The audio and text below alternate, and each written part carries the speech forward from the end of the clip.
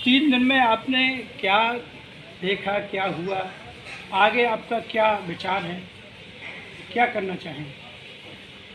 देखिए, गुंडागर्दी और तानाशाही की मेरा भी आना चाहिए। कोई सीमा होती है, लेकिन अब वह सीमा पार हो चुकी है।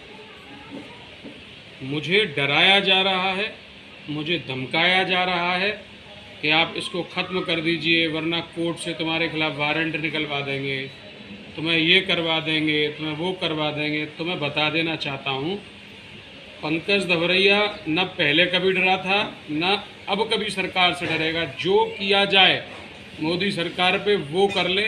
मैं मरने के लिए यहाँ तैयार बैठा हूँ और मुझे केवल मोदी सरकार ये जवाब दे दे कि अलीगढ़ से लेके पूरे देश में पिछड़ों के नाम पे, दलितों के नाम पे, हिंदू के नाम पे जिस प्रकार बांटकर अनुमतियां दी जा रही हैं, उनको सनातन पदयात्रा से, स्वाभिमान पदयात्रा से क्या आपत्ति थी?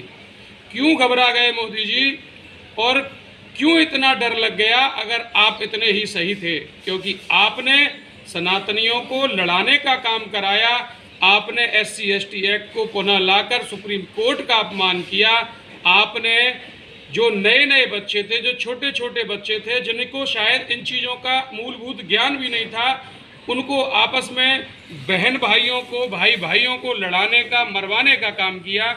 उन नन्ही बच्चियों को जो लोग मंचों से मांगते थे, उन बच्चियों के ऊपर गंदी नज़र साबित करने के लिए कि अब वो हाथ पकड़ के अपने बिस्तरों तक ले जाएं, उन्हें उतनी खुली छूट देने का काम मोदी सरकार ने किया।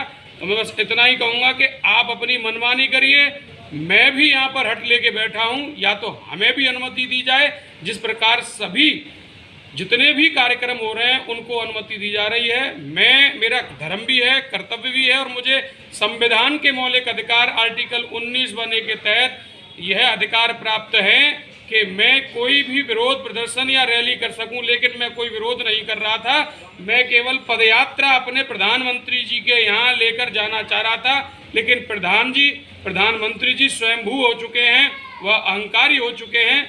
मैं यही बता दे रहा हूँ, राजा सबका होता है और राजा को अधिकार भी है कि वो अपनी प्रजा की बात सुने, और प्रजा को भी अधिकार है वे अपने राजा पर जाके अपनी बात को बताएं।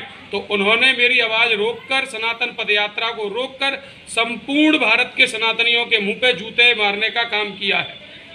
आगे आपका क्या रहेगा?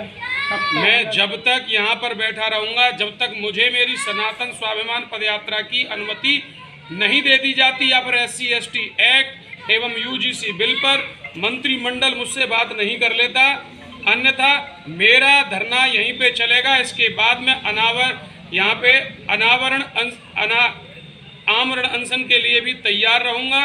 लेकिन यात्रा तो निकलेगी। अच्छा।